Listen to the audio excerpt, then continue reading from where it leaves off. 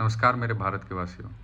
वैसे तो बहुत सारे न्यूज़ जियोपॉलिटिक्स में चल रहे हैं, जैसे कि बांग्लादेश में होने वाला यूनियन इलेक्शन, इंडिया यूएस का जो ट्रेड डील साइन हुआ है, उस पे जो लेटेस्ट अपडेट आए हैं। पर आज का खबर मैं वापस से ईरान पे ले जाऊंगा, जहां वॉर फ्रिक्शन अभी भी चालू है। टॉपिक पे आने से पहले मैं एक छोटी सी बात कहना चाहूँगा। आप लोग वीडियोस तो देखते हैं पर चैनल सब्सक्राइब नहीं कर रहे हैं, तो प्लीज़ चैनल सब्सक्राइब कीजिए, लाइक कीजिए और अपने दोस्तों से शेयर कीजिए जो जियोपॉलिटिक्स न्यूज़ देखते हैं। अब हम टॉपिक पे वापस आते हैं। दोस्तों, ईरान का जो इशू है एक बार फिर से फ्रिक्शन ले रहा है, जैसे मैंने आपको स्टार्टिंग में बताया। बीच में भी वो गायब हो गया था क्योंकि बहुत सारे नए अपडेट्स आ रहे थे जियोपॉलिटिक्स में, जैसे भारत का ईयू से ट्रेड डील, भारत का वापस अमेरिका से ट्रेड डील, लोकल इलेक्शंस, जिस वजह से शायद ईरान का न्यूज़ इंडिया में छिप गया था। बट फ्रिक्शन ख़त्म नहीं हुआ था। अब जब कुछ सब वापस से सॉर्ट होता दिख रहा है तो वापस से ईरान हाइलाइट्स में आ रहा है। स्पॉटलाइट में सिर्फ ईरान नहीं, अभी पूरी मिडिल ईस्ट पर है। रिपोर्ट आने लगी कि अमेरिका की वॉरशिप अब फॉरवर्ड स्टाइल में आ चुका है। इन सिंपल लैंग्वेज में बोले तो पोजीशनिंग ऐसी है कि थोड़ा सा भी एस्केलेशन होता है तो वॉर स्टार्ट हो जाएगा। मतलब पूरा रीजन एक पाउडर केक में है कि एक चिंगारी और आग लगना निश्चित है। ट्रिगर पॉइंट क्या है? डोनाल्ड ट्रंप ने ईरान को direct warning the, you should be very worried. Diplomatic language में अगर इसे समझे तो ये क्लियर थ्रेट है। ईरान ने भी जवाब दिया है कि उनकी कैपेसिटी और कैपेबिलिटी दोनों अपग्रेड हो चुकी है। इसका मतलब क्या है?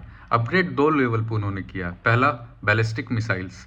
ईरान लॉन्गर रेंज और ज़्यादा डिस्ट्रक्टिव मिसाइल्स डेवलप कर रहा है। टेक्नोलॉजी सपोर्ट चाइना, रशिया या नॉर्थ कोरिया से आ सकती है। ऑफिशियली कंफर्म नहीं है पर स्पेकुलेशन स्ट्रांग है। मैसेज क्लियर है, अगर अटैक हुआ तो रिटेलिएशन रीजनल स्केल पर होगा।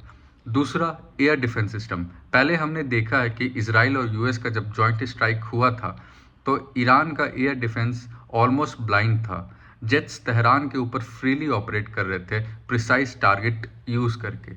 अब ईरान ने उस वीकनेस को एग्रेसिवली अपडेट किया है।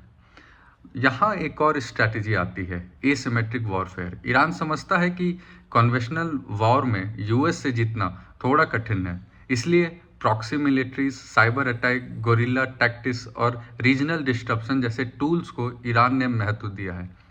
लेकिन डील कहाँ फंस रही है? यूएस और ईरान एक टेबल पे क्यों नहीं आ रहे? यूएस का चार डिमांड है बेसिकली। पहला है कि न्यूक्लियर प्रोग्राम पूरी तरीके से बंद करो। दूसरा, लॉन्ग रेंज मिसाइल रिस्ट्रिक्ट करो। तीसरा, रीजनल प्रॉक्सीज से डिस्टेंस बना लो। और चौथा, ह्यूमन राइट वायलेशन पर अकाउंटेबिलिटी दो। ईरान का स्टैंड सिंपल है, न्यूक्लियर पे बात हो सकती है, बाकी उनका इंटरनल मैटर है। न्यूक्लियर हिस्ट्री की अगर मैं बात करूं तो 1950 से 1960s में यूएस ने ही ईरान को न्यूक्लियर प्रोग्राम का टेक्नोलॉजी दिया था। शाह रिजीम थे उस वक्त, तो दोनों की यानी यूएस और ईरान की क्लोज अलाइज थी। 1979 में जब इस्लामिक रिवॉल्यूशन होता है ईरान में तो रिजीम चेंज हो जाता है और ईरान एंटी वेस्ट ब्लॉक में शिफ्ट हो जाता है। तब से न्यूक्लियर वेपनाइजेशन सस्पिशियस बनता जा रहा है। एक्सपर्ट मानते हैं कि ईरान के पास अभी न्यूक्लियर वेपन तो नहीं है, लेकिन वो थ्रेशोल्ड के काफ़ी करीब है। यानी डिसीजन लिया गया तो कुछ सालों में ईरान भी एक न्यूक्लियर कंट्री बन सकता है। रीजनल एंगल भी कॉम्प्लेक्स है।